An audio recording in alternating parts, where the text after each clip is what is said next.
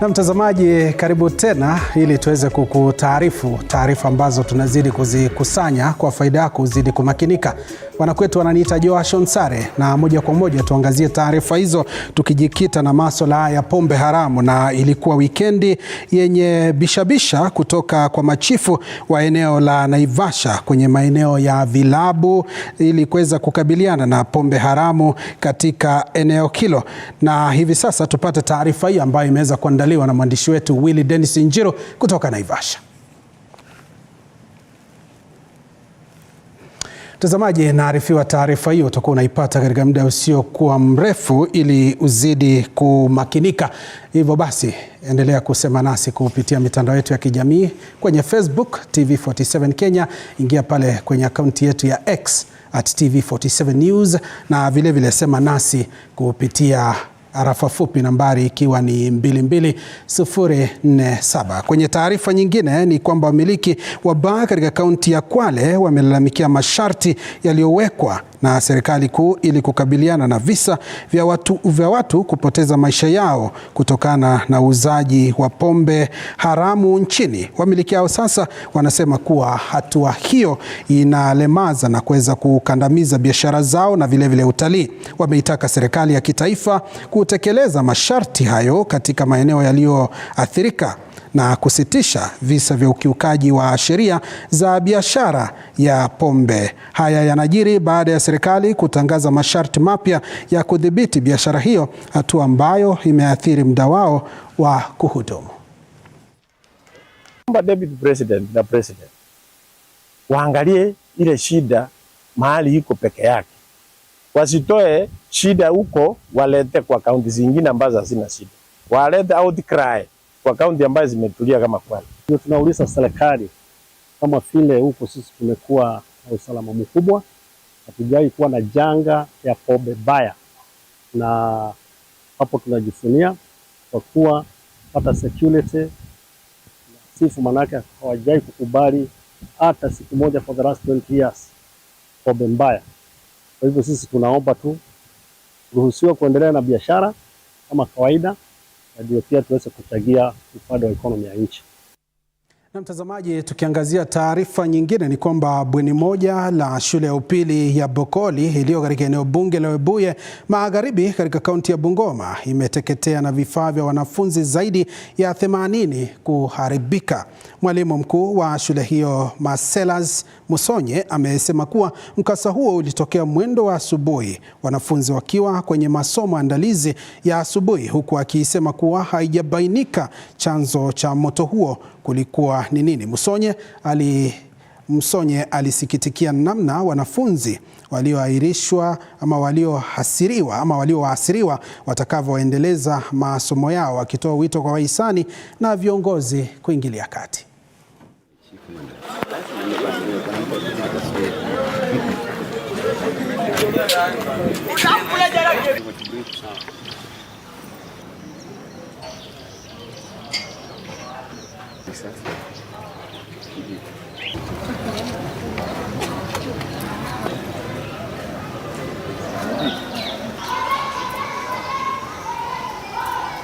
My name is Musonye Marcellus Namsende, the principal of Friends School Bokoli. I just wanted to report that we have had an incident of fire where we have lost one of our dormitories. We have no details, but all our children are safe. This happened when the students were in prep and they were just about to complete their prep. We are still doing investigations to be able to know the cause of the fire. I think for further information, you'll be able to get it maybe from our director and the board. They'll give away. It was 88 students and they lost all their property. Yeah, we are appealing to them to come and support us. We have no single space within the school where we can place these young people.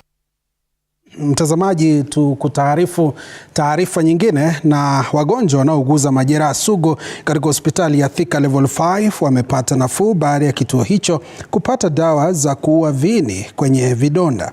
Msaada huu ulitoka katika kampuni ya Natural Silver unaodaiwa kusaidia vidonda vya wagonjwa kukauka na kupona kwa haraka. Wakizungumza baada ya kutoa vifaa vyenye thamani ya shilingi 1580 katika hospitali ya Thika Level 5, Jackie Ng'ang'a, mwakilishi wa kampuni hiyo, alisema kuwa matumizi ya silver ili kudhibiti maambukizi katika vidonda yalitumika hapo kale ama zama za kale, na nyenzo hiyo imeibuka tena. We are supporting the county in terms of wound management. Our category, we just want to support wound management because every hospital is affected in wounds. And wounds vary. We have small wounds, major wounds, and all that type of wounds. So we decided, since we have entered the market in Kenya, we are going to support our county. And I started with Kiambu County. It is unique in terms of it contains silver. Silver has been used many years ago. And it, for those who know the history of silver, it helps in terms of wound. It will help. It doesn't itch. Most of the products that we have around, when you have a bad wound, it has an itching effect, and that way the wound takes longer to heal. But once you start using silver, and especially ours, it's because it's silver, it's just silver and distilled water. Once you start using it and the cleaning of the wound, within few days you'll start seeing the wound healing, or the wound becomes dry. Tuangazie taarifa nyingine kuhusiana na masuala ya elimu, na ni kwamba washikadau kwenye sekta ya elimu kaunti ya Bomet wameahidi kushirikiana kwa ukaribu ili kuhakikisha kuwa kuna mabadiliko katika sekta hiyo kwenye kaunti hiyo. Kulingana na mwenyekiti wa bodi ya elimu Joseph Kangat, kiwango cha elimu katika kaunti hiyo si cha kuridhisha, kwani imekuwa ikirekodi matokeo duni kwenye mitihani ya kitaifa. Aidha, Langat amewarai pia viongozi wa kisiasa pamoja na wazazi kuungana pamoja ili kuyaleta mabadiliko hayo katika shule mbalimbali eneo hiyo. The Teacher Service Commission, the County Director's Office, and the County Education Board, me as a chair, and also the union, including the parents represented by the PAs, and also the political leadership. All of us will work hand in hand to ensure that we solve problems affecting the schools and also our children. Our main agenda for today is to address issues affecting our schools, the junior secondary school, right from ECD all the way to the basic education institutions, high schools. Yeah, to ensure that generally we uplift the educational standards of this country. Yes. To ensure discipline of teachers, discipline of students. We take charge.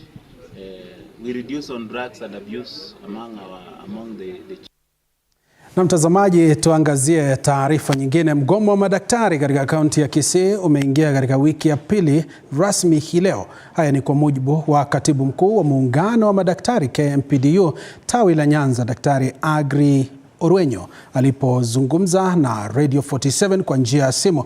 Muungano huo wa KMPDU na KUKO umedokeza kuwa hakuna hatua yoyote iliyochukuliwa na serikali ya gatuzi la Kisii kufanya mazungumzo nao. Mwandishi wetu Kombo Alfayo anatuarifu.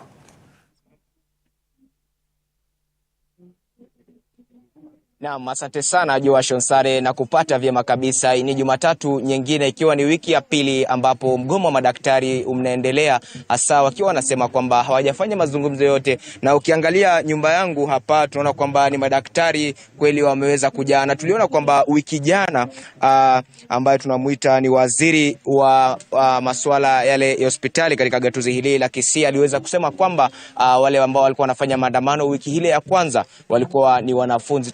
Ninajumuika hapa na mmoja wa katibu mkuu wa chama kile cha clinicians waweze kutueleza saa siku ya leo wameendelea na maandamano yao yamefika wapi na saa siku hii. Okay, naitwa Victor Bonjete, mimi ni katibu mkuu wa chama cha Union of Clinic Officers. Tulianza maandamano yetu KTRH. Tumelianza maandamano yetu hapo hospitali, tumepanda vizuri. Lakini ofisi zote zimefungwa, sisi we are peaceful. Hakuna mahali tumekosea mtu. Kitu tunadai. Tulikuwa na agenda 10. Agenda 10 hakuna hata moja imefanywa. Na bado tutaendelea na mgomo. Kwanza tunashukuru mahakama ya Kisumu kwa kusema mgomo wetu sio illegal. Because county ilikimbia kotini. Wao wenyewe wako na court order ya clinic officer hawajalipa mshahara. The same county lands to the same court. Hao watu wanafikiria nini? Why don't they come back to negotiation table, walete promotions ya clinic officers, tumalize hii maneno striking kwa imeisha. So kitu tunasema county government ya Kisii iwache maneno ya story ya kuenda kona, wawache kuweka cards chini ya carpet. We are here for negotiations. Walituita negotiations 27th. Wakasaini MOU, wakasaini na watu wenye walitoa wapi? Minister mwenyewe alituita sisi ni wanafunzi. Nyinyi ni wanafunzi kweli? No. Kuna mwanafunzi hapa anasoma. So by the end of the day, hao wote ni madaktari qualified. Huyu hapa ni surgeon. Mwingine wako hapo. Kuna obs guy wamejaa. Huyu hapa ni anesthetist. Mimi ni anesthetist. So sisi wote si wanafunzi. Nimefanya more than 8 years in experience. So what we are saying, let the county government come on the table, we negotiate. Tuangaliane macho kwa macho. Na asante, pia tuweze kupata kutoka kwa daktari. Naitwa Dr. Magondo. Ile kitu tunasema hakuna haja mtu ende shule usome miaka zaidi ya 12 urudi kama consultant, like ile roles unapatiwa, you're doing the work of a consultant but on the job group or the pay slip you are a medical officer. Hiyo ni haki kweli? People have worked as consultants for over 3 years, others over 5 years without any promotion. We need, if I'm a consultant, let it be shown even in the pay slip. Let me not be a consultant on duty while I'm a medical officer on the pay slip. Yes. Tafadhali, we just need redesignations. If I've gone to school, I've done my masters, I've come back. Let me be recognized on the pay slip as a consultant, not a medical officer. Ni hayo tu. Naam, asante sana. Ni maandamano ambayo bado sasa hivi yanaendelea kushika kasi, hasa wakati huu ikikumbukwa kwamba madaktari hawa wamekuwa wakiandamana kutokana na baadhi yao kutopata mishahara kwa zaidi ya miezi 24 ile, na wengine wakizidi kwamba marupurupu yao bado hawapati. Ni hayo tu, lakini ni swala ambalo tutakuwa tunaliangazia na kulifuatilia kwa kina ili uweze kuzipata katika taarifa zetu za hapo baadaye. Sina la ziada ila kurejesha usukani kwako studioni Joash Onsare. Nama shukran sana Alfa Kombo ukitujia kutoka gatuzi nambari 045 kaunti ya Kisii kuweza kutujuza masuala hayo ya madaktari na vile maafisa tabibu ambao wanaendelea na mgomo wao katika gatuzi hilo. Kwenye taarifa nyingine, miongoni mwa wanafunzi 2000 kutoka wadi ya Ngaimurunya, Kajiado Kaskazini waliojitokeza ili kutafuta usaidizi wa basari ni 400 tu ndio walionufaika. Mwakilishi wa wadi Maina Mutiga ameeleza kuwa idadi kubwa ya wanafunzi wamo nyumbani kufuatia ukosefu wa karo, lakini wanaonufaika ni walio na mahitaji zaidi. Wazazi wametoa wito kwa serikali ya kaunti ya Kajiado kuongeza pesa za basari ili kuwafaidi wengi, huku wakieleza kuwa kufuatia hali ya juu ya uchumi, wengi wao wanashindwa hata kumudu maisha kila siku. Nimepeana basari ya watoto 400, wengine Gataka, wengine Togota, wengine hapa. Tumetarget ya ile familia iliyofinyika sana. Most of them wale single mothers, wale orphans, wale wako chini. Na tumeweza kama university tumepewa chache sana sababu haziko zimetoka, sababu university huchukua pesa mingi. So tukapea wale waliofinyika hasa orphans na wengine wachache sana walio na shida. Mmoja anaelewa ni wakati wa high cost of life katika maisha duniani, na hapa wazazi wengi hawana hata vibarua, hawana kazi, hawana vile wanaishi katika maisha yao. Wengi ni wakodishaji wa manyumba, ni watu hawana matumaini kabisa.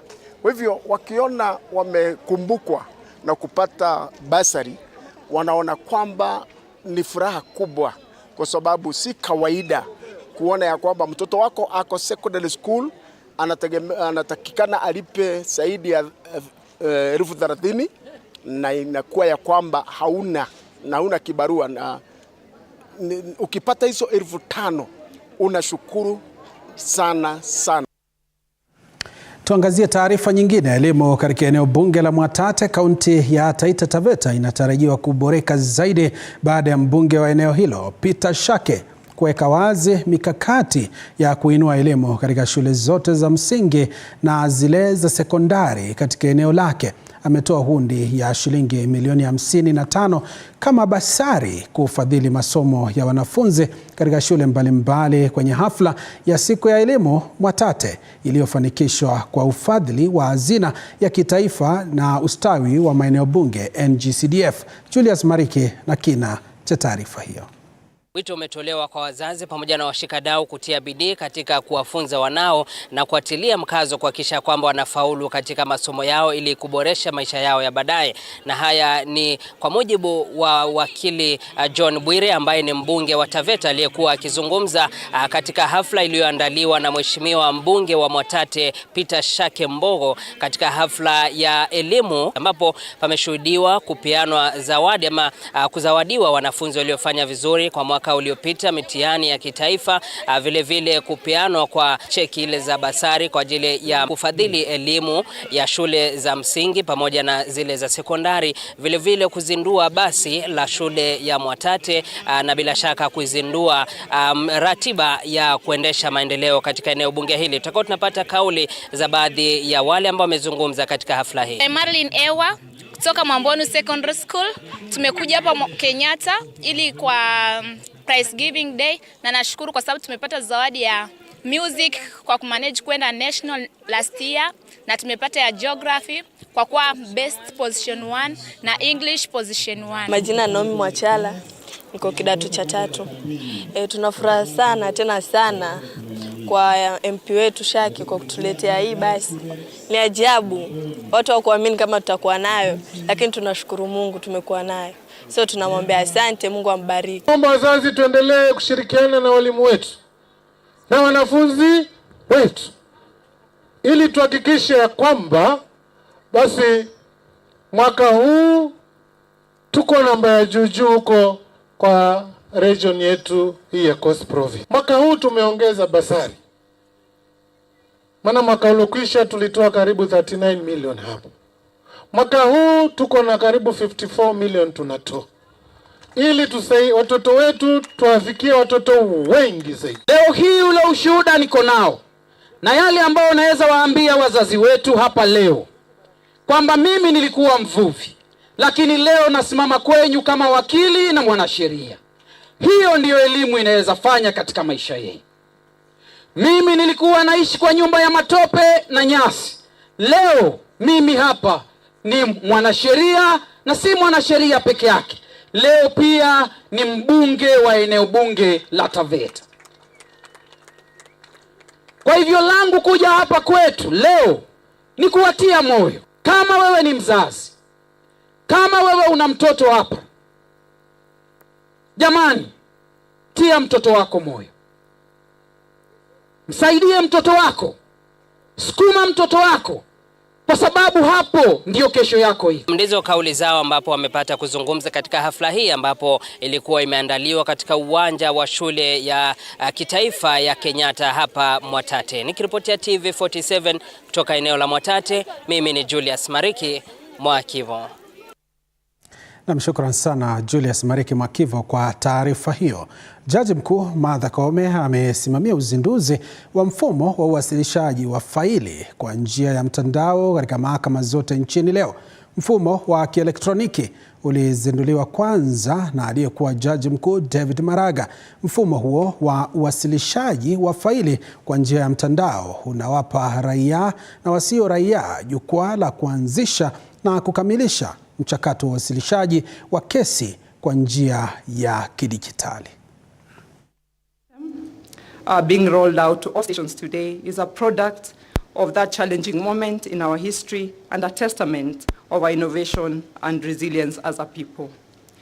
Honorable Chief Justice, today is the final stop in a 5-year journey that began on 1st July 2020 when Chief Justice Emeritus David Maraga stood on these very grounds to launch e-filing in all courts in Nairobi. 2.5 years of this pilot, your leadership took the e-filing to courts in Mombasa County on 14th April 2023, marking the beginning of our 4th-month blitz when service was rolled out in 11 other counties, that is Kisumu, Siaya, Homa Bay, Kiambu, Mandera, Samburu, Turkana, Nyandarua, Bungoma, Garissa, and Wajir. Na mtazamaji, kwenye taarifa ambayo nilikuwa nimekudokezea awali, ilikuwa wikendi yenye bishabisha kutoka kwa machifu wa eneo la Naivasha kwenye maeneo ya vilabu na kunako tayarishwa pombe haramu katika vita dhidi ya pombe haramu, huku wengi wa wamiliki wa vilabu wakilalamikia uharibifu wa mali yao. Mwandishi wetu Willy Dennis Njiro alifuatilia operesheni hiyo na kutuandalia taarifa ifuatayo. Ni operesheni iliyosheheni kwenye mitaa kadhaa mjini Naivasha ya kupigana na uuzaji na usambazaji wa pombe haramu, ikiendeshwa na utawala wa mkoa kufuatia agizo la naibu rais Rigathi Gachagua. Hata hivyo, njia hiyo ya operesheni imekashifiwa pakubwa. Mtu anaingia kwa bar, anavunja soda, anavunja pombe za EBL, hadi tunashindwa, kwani siku hizi hadi chupa, pombe za chupa ni mbaya. Haya, alafu tena wanachukua keg, mtungi za keg, wakaharibu yoyote ilikuwa huko ndani, wakavuja ukuta, kila kitu, pombe wakakunywa, pesa wakaingia kwa cash box, wakabeba yote. Isitoshe wanakuja wanafunja mpaka soda. Kwa siku hizi soda pia ya serikali imekataa ama nini? Msako huo ulinasa pombe kadhaa kwenye maeneo ya mapishi yake na kuharibiwa. Wenye vilabu wakisema uharibifu huo sio wa haki, kwani pombe zilizonaswa hazikunukuliwa. Madio na machief hawachukui inventory kwa sababu amesanya pombe hapa kwa baya huyu, ameenda amechukua pombe kwa baya ingine, na zote zinaunganishwa pamoja. Na ile kitu genuine, ile msako genuine, mtu anafaa kuchukua hiyo inventory, unajua hizi ni vitu zangu. Kwa sasa hamna eneo la kuuza pombe nchini lililo na leseni baada ya zile za awali kupigwa marufuku, huku leseni zingine zikitazamiwa kutolewa baada ya operesheni hii na ukaguzi. Unashikwa, unaangaliliwa kila kitu, hauna makosa, unafikwa huko mbele wanakuambia hauna license. Kenya mzima hakuna kilabu imepewa license. Wamekosa pombe, wanakunywa zikiwa mbaya. Juu walichukua na wakaanza kukunywa, zilikuwa mbaya. Mitaa duni ya Kasarani, Kihoto na Karagita zikilengwa pakubwa na maafisa hawa walioongozwa na naibu kamishna, huku wakazi wakitoa wito wa kuwepo kwa tembo zenye bei nafuu ili kukabili vita hivi vikamilifu. Anauza pombe harari apewe haki yake, kama anauza pombe mbaya sasa hiyo ina haki. Hiyo ni dhuluma, wafanye operation ya haki. Wakikosa hiyo pombe, watoke waende, wasiharibu chochote kwa mtu, wanatoka wanaenda, lakini si kuacha wamekuharibia. Vita dhidi ya pombe haramu sawasawa na hii inayoendelea hapa ilishuhudiwa mara ya mwisho mwaka 2014 ambapo aliyekuwa rais wa zamu hiyo Uhuru Kenyatta alikuwa ametangaza vita dhidi ya pombe haramu hapa nchini. Vita hivi vingali vinaendelea mwaka 2024.